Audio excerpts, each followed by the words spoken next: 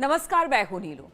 तो देखिए, Iran America और जिस तरह से युद्ध छिड़ा और उसके बाद खाड़ी देशों से जो हिंदुस्तान में पेट्रोल, डीजल, गैस की आमद थी वो काफ़ी हद तक कम हो गई।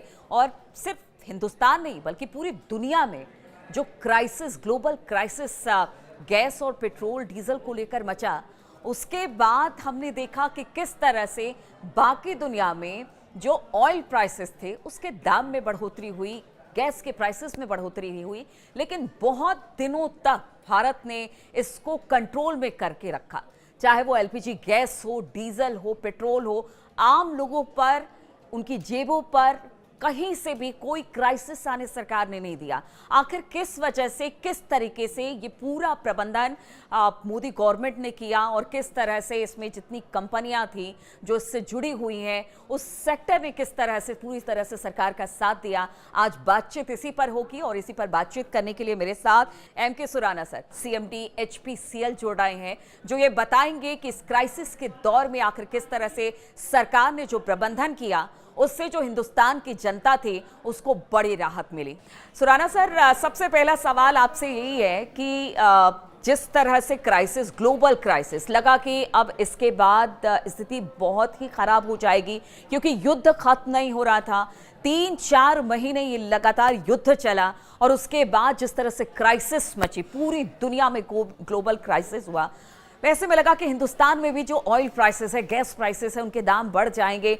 पैनिक सिचुएशन था, लेकिन इस पैनिक सिचुएशन से सरकार और तेल कंपनियों ने किस तरह से लोगों को राहत दी, किस तरह की स्ट्रेटेजी प्लान की गई जिससे जनता की जेब पर इस ग्लोबल क्राइसिस के बावजूद भी भार नहीं पड़ा, तो उसके बारे में आपसे सबसे पहले जानना चाहेंगे। देखिए, जब स्टेट ऑफ हॉर्मोज ब्लॉक हो गई थी ईरान और यूएस के बाद, जैसे वेस्ट एशिया कॉन्फ्लिक्ट चालू हुआ, तो स्ट्रेट ऑफ हॉर्मोज से करीब विश्व का 1/5 ऑयल वहां से पास होता है और करीब 200 वेसल पर डे वहां से पास होते हैं। और वो जब इफेक्टिवली बिल्कुल बंद हो गया था, तो सबसे बड़ी जो इशू थी कि भारत एक आयात निर्भर देश है।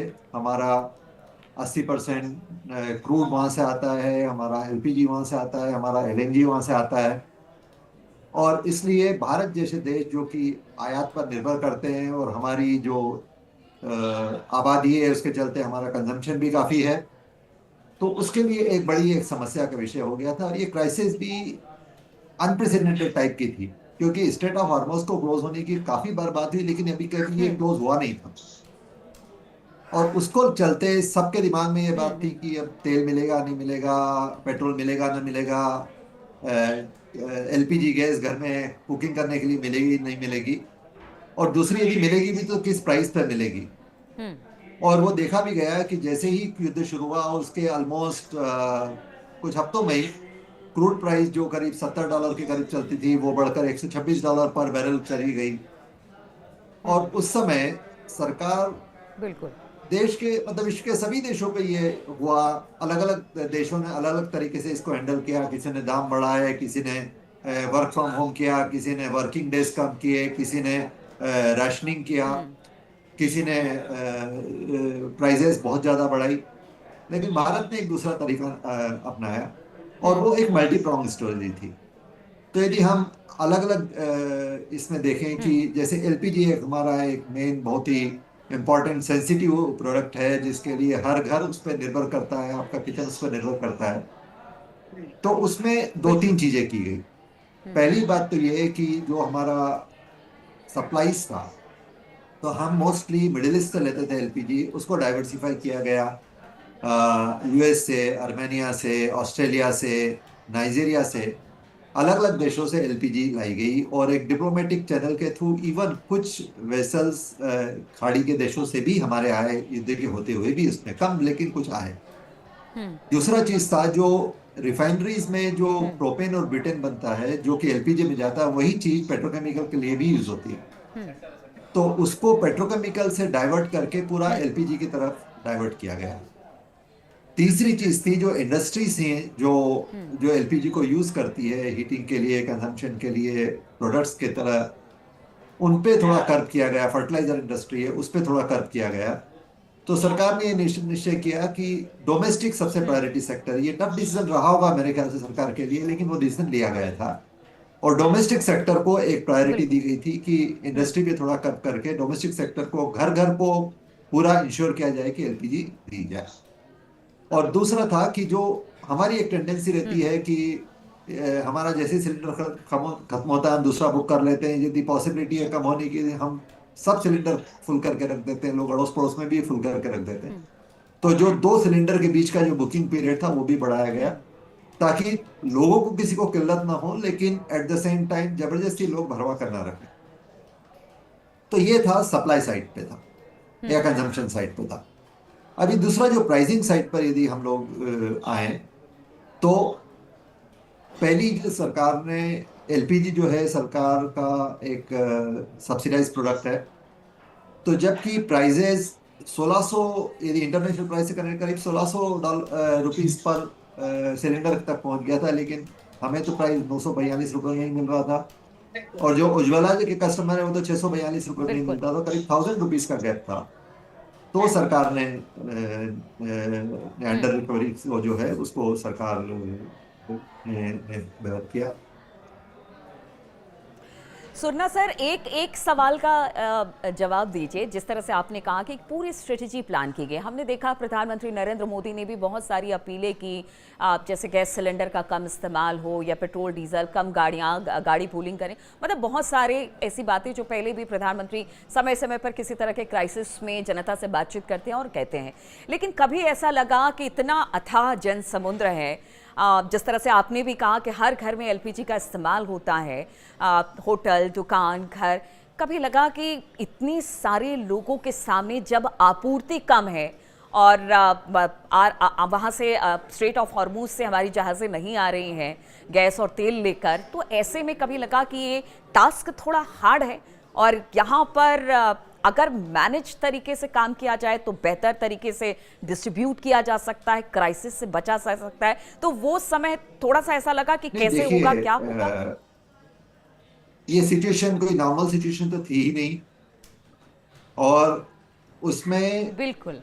एक एक सरकार की और जो कंपनियां इससे जुड़ी हुई है, हमारे ऑयल मार्केटिंग कंपनीज भी काफी स्ट्रेंथ है उनकी, उनकी रीच है मार्केट में, उनकी एक फाइनेंशियल स्ट्रेंथ है, उनकी एक डिस्ट्रीब्यूशन स्ट्रेंथ है। करीब 50 लाख सिलेंडर हर दिन डिलीवर किए जाते हैं।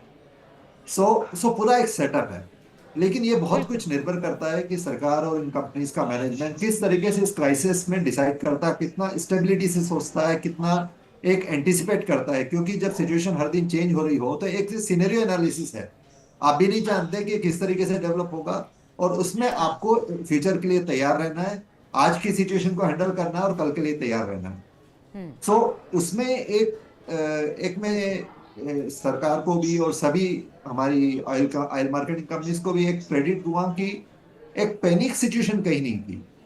एक मतलब एक कॉन्फिडेंस लग रहा था कि ये हैंडल कर लिया जाएगा, जबकि सिचुएशन ऐसी थी कि ये सिचुएशन पलट भी सकती थी, लेकिन एक एक नॉर्मल कॉन्फिडेंस, और वो कॉन्फिडेंस सरकार को भी सरकार ने पब्लिक को भी दिया, हमारे कंज्यूमर को भी दिया। और उसमें आपने देखा हुआ कि रोज एक इंटरमिनिस्ट्रियल ब्रीफिंग रहती थी, उसमें एक्चुअल फैक्ट्स भी लोगों को बताए गए। तो इसमें ऐसा भी नहीं था कि आप बता रहे हैं कि नहीं सब कुछ ठीक है, एट द सेम टाइम आप ये भी नहीं बोल रहे हैं कि कुछ नहीं हो सकता है। तो वो एक नई चीज थी, क्योंकि मैंने इस तरीके की इंटरमिनिस्ट्रियल ब्रीफिंग जनरली देखी नहीं है क्राइसिस टाइम पे, डेली बेसिस पे जब आपके हर एक मिनिस्ट्री के जॉइंट सेक्रेटरीज आके आपको बता रहे हैं कि क्या हो रहा है। तो उससे जो एक अफवाह उड़ती है, एक जमाखोरी होती है, लोग अफवाह फैला के मौके का फायदा उठाते हैं, उसमें थोड़ा एक फर्क पड़ा था कि क्योंकि लोगों को फर्स्ट हैंड सरकार से इंफॉर्मेशन मिल रही कि क्या हो रहा है, कि वेसल पास हुआ कि नहीं हुआ, कितना पैसा वेसल आया, कितना टन एलपीजी आया, कितना टन क्रूड हुआ, हमारे रिफाइनरी चल रही नहीं चल रही। आ, सर यहाँ पर एक सवाल और आपसे जानना चाहूँगी। जिस तरह से क्योंकि देखिए ये युद्ध कितने दिन चलेगा, कोई भी युद्ध शुरू होता है तो वो कब खत्म होगा किसी को कोई जानकारी नहीं मिलती, और वो ऐसे देश में है जहां से सबसे ज़्यादा आयात तेल और गैस का भारत करता है। ऐसे में कभी ये लगा कि अगर युद्ध लंबा चलता है तो किस तरह की स्ट्रेटेजी आगे अपनाई जाएगी, क्या इन सब बातों पर भी बातचीत की गई, और क्या भविष्य में आगे आने वाले दिनों में अगर इस तरह के सिचुएशन कभी बनते हैं, अभी तो फिलहाल बहुत अच्छा तो नहीं, लेकिन कह सकते हैं कि शायद स्ट्रेट ऑफ हॉर्मूज खुला है तो अब जहाज का आना जाना हो रहा है वहां से, लेकिन अगर भविष्य में कुछ ऐसा होता है उसे लेकर, और ये युद्ध अगर इस तरह की स्थिति आगे बढ़ती तो उसे लेकर किस तरह की स्ट्रेटेजी अपनाई गई थी सरकार की तरफ से और तेल कंपनियों की तरफ से, और युद्ध किस की तरह के अवधि को निर्देश दिए लेकर गए? हमेशा अटकलें थी, क्योंकि हर वीक कुछ नया मैसेजिंग आता था जिससे लगता था कि ये अभी शांति की ओर बढ़ रहा है, लेकिन दूसरे ही दिन कुछ हो जाता था और ये बात बिगड़ जाती थी। तो ये पल पल चेंजिंग बिल्कुल। सिचुएशन थी और उसमें अनसर्टेनिटी बढ़ती गई, लेकिन एक स्टेज पे आके ऐसा लगने लगा था कि ये लंबा चलने वाला है। तो इसलिए दो चीजें हैं, एक तो कुछ चीजें जब आप वो डिसीजन रहते हैं, कुछ चीजें आप ओवर ए पीरियड तैयारी करते रहे हैं। अभी आप देखिए कि जैसे हमारे स्ट्रेटेजिक रिजर्व्स हो या बिल्कुल। हमारी कमर्शियल इन्वेंट्रीज हो या हमारी रिफाइनरी और इंपोर्ट कैपेसिटी हो, ये ऐसा नहीं कि 2026 फरवरी में ही आकर तैयार होगी, ये बरसों से, जब शांति के दिनों में भी इसके लिए कुछ न कुछ डिसीजन सरकारों ने लिए होंगे, विभिन्न सरकारें रही होगी, उन्होंने डिसीजन लिए होंगे और वो चीज आज की तारीख में हमारे काम आ रही है।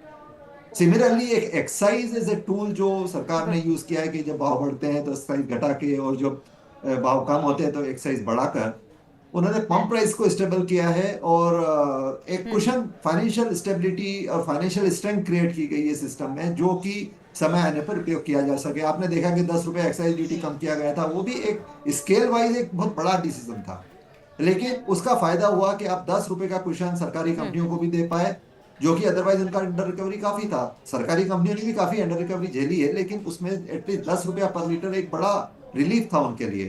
तो ये सब चीजें आप लॉन्गर टाइम में तैयारी करते हैं, लेकिन आगे के लिए यदि हम सोचें तो जैसे किसी ने नहीं सोचा था कि स्ट्रेट ऑफ हॉर्मस कभी क्लोज होगा, लेकिन हुआ। तो ये एक नई तरीके की रिस्क जो सिस्टम में पैदा हो रही है कि मेरी टाइम पैसेजेस को वेपनाइज किया जा सकता है, इनको इनको यूटिलाइज किया जा सकता है एज ए लिवरेज। और यदि हमारा सप्लाई सोर्स एक देश में या एक क्षेत्र में कंसंट्रेटेड है तो हमारी प्रॉब्लम उसमें बढ़ सकती है। तो ये कुछ नए रिस्क एलिमेंट है जिसके बारे में हमको सोचना पड़ेगा। हो सकता है हमें स्ट्रेटेजिक रिजर्व्स भी अपने बढ़ाने पड़े, हो सकता है हमारा क्रूड सोर्सिंग और डाइवर्सिफाई, ऑलरेडी हमारा क्रूड सोर्सिंग काफी डाइवर्सिफाइड है, और एक इंडिया ने जो एक नॉन अलाइन वाली पॉलिसी जो है, मतलब हमारा सेल्फ डिटर्मिनेशन वाला जो पॉलिसी है, ताकि हम रशिया अमेरिका दोनों से अच्छे संबंध स्थापित करके दोनों तरफ से आयात करते हैं। और रशिया से हमारा आयात से हमको जब क्राइसिस थी तब फायदा भी हुआ है। तो ये जो है, इसको एक नई तरीके की जो एक बिल्कुल। वर्ल्ड ऑर्डर अभी डेवलप हमें दिख रही है, उसमें हमें आगे थोड़ा और सोचना होगा।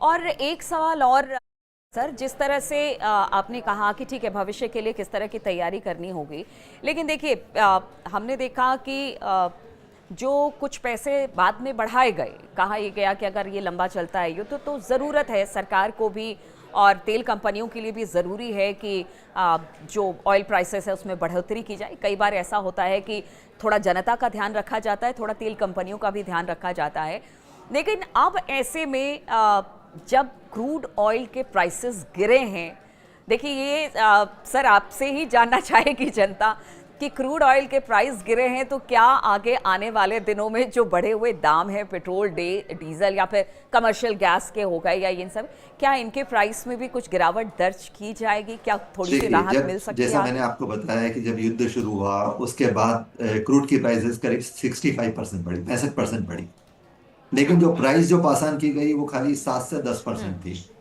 और वो भी जब युद्ध शुरू हुआ और जब क्रूड प्राइस काफी 100 के ऊपर चले गए, 105 के ऊपर चले गए, उसके बाद भी करीब पहली प्राइस राइज जो आई वो 15 मई को आई, शायद शायद मतलब करीब 2 महीने बाद आई। तो 2 महीने तक हाँ। वो जो अंडर रिकवरी है वो सरकारी बिल्कुल। कंपनियां और सरकार झेलती रही। इसमें थोड़ा फायदा ये भी हुआ होगा कि जब वॉर के पहले थोड़ा कुशन उनके पास रहा होगा, वो उस समय भी काफी थी कि प्राइस घटाया जाए, लेकिन वो जो स्टेबल प्राइस का वो थोड़ा फायदा उनको मिला होगा। लेकिन फिर भी जिस तरीके की अंडर रिकवरी इस दौरान देखी गई है वो अनप्रेसिडेंटेड थी, और उसको सरकारी कंपनी ने झेला है। ये हमारी एक आशा रहती है कि जैसे ही भाव कम हो हम कम कर दें, लेकिन जब भाव बढ़े तो हम बढ़ाएं नहीं। ये एक नॉर्मल कंज्यूमर की आशा रहती है, लेकिन हमें ये भी देखना होगा कि बिल्कुल। आप एक ही तरीके से नहीं चल सकते हैं कि जब भाव घटे तब एकदम घटाया जाए, लेकिन जब बढ़ाए तब नहीं बढ़ाया जाए। तो मेरे ख्याल से ये आशा जरूर कंज्यूमर को रखनी चाहिए कि भाव यदि स्टेबल रहते हैं, कम रहते हैं तो इसको कम है। लेकिन मुझे लगता है कि अभी इमीडिएटली वो कम करना इसलिए पॉसिबल नहीं होगा क्योंकि जो अंडर रिकवरी सरकारी कंपनी ने झेली है उसमें थोड़ी तो पूर्ति करनी ही होगी। सरकार ने भी जो 10 रुपया एक्साइज ड्यूटी घटाया हुआ है उनसे उनका जो लॉस हो रहा है वो भी थोड़ा तो पूर्ति करना ही होगा। और तीसरी बात यह है कि अभी भी जो हमारा ये जो बिल्कुल एमओयू है वो सर, बड़ा तेल फ्रेजाइल सा कंपनियों के एमओयू है। घाटे को। तो इसमें बिल्कुल यदि तेल। फिर से हाँ थोड़ी प्रॉब्लम आती है तो क्रूड प्राइसेस हाँ फिर हाँ बढ़ हाँ भी हाँ। सकती है। तो इसलिए हमको एक हमारा कैलिब्रेटेड रिस्पांस रखना होगा। उसमें मुझे लगता है कि अभी थोड़ा वक्त लगेगा कि जो प्राइस को घटाया जा सके। लेकिन यदि प्राइसेस कंटिन्यूअसली कम रहती है क्रूड की, तो एक एक शायद एक टाइम पर इसमें ये पॉसिबिलिटी डेफिनेटली होगी कि क्रूड प्राइसेस कम की जा सके। और उसमें हमको दो चीज और ध्यान रखनी है, एक है हमारा एक्सचेंज रेट और एक दूसरा है प्रोडक्ट क्रैक्स। क्योंकि हम सिर्फ क्रूड प्राइस को देख रहे हैं, लेकिन प्रोडक्ट सप्लाई डिमांड भी प्रोडक्ट प्राइसेस डिटरमिन करती है। तो हमें ये सब चीजें देखनी होगी। सो मेरे ख्याल से कंज्यूमर को आशा रखनी चाहिए, लेकिन इमीडिएटली इसका होप नहीं करना चाहिए कि जैसे आज क्रूड प्राइस कम हुई तो कल ही कम हो जाएगी। क्योंकि क्रूड जब आज की तारीख में जो आपको प्रोडक्ट मिल रहा है वो क्रूड शायद 30-40 दिन पहले आया होगा, आज ही नहीं आया होगा। तो जिस तरह भाव बढ़ने में डिले हुआ है, भाव कम होने में बिल्कुल भी थोड़ा बिल्कुल। डिले हुआ। ठीक है, थोड़ा टाइम, मतलब अभी तेल और गैस के प्राइसेस कम होने में थोड़ा वक्त लगेगा, लेकिन सर अंतिम सवाल आपसे यही है कि जिस तरह से तेल और गैस की किल्लत हुई, अब देखिए किसी ने नहीं सोचा था कि इस तरह से ईरान अमेरिका आपस में भिड़ेंगे और स्ट्रेट ऑफ हॉर्मुज बंद हो जाएगा, जो कि आज तक नहीं हुआ। और अब तक जो तेल गैस का आया था बड़े सुगम तरीके से किया गया। अब ऐसे में भारत को आगे की स्ट्रेटेजी, अगर कभी इस तरह की स्थिति आगे बनती है, तो फिर किस तरह से आगे तेल और गैस को लेकर भारत अपनी स्ट्रेटेजी प्लान करे, ताकि अगर इस तरह की देखिए, इस स्थिति दिशा होगी तो में उससे कुछ निपटा जा प्रयत्न तो सके। ऑलरेडी किए ही गए हैं पहले भी, और भी प्रयत्न होंगे। जैसे देखिए, जैसे इथेनॉल ब्लेंडिंग है, 20% इथेनॉल ब्लेंडिंग से डेफिनेटली हमारा पेट्रोल के कंजम्पशन में थोड़ी कमी हुई। यदि हमारे जो सिटी गैस को जो पुश किया गया पीएनजी को, उससे हमारे एलपीजी के कंजम्पशन में राहत मिली।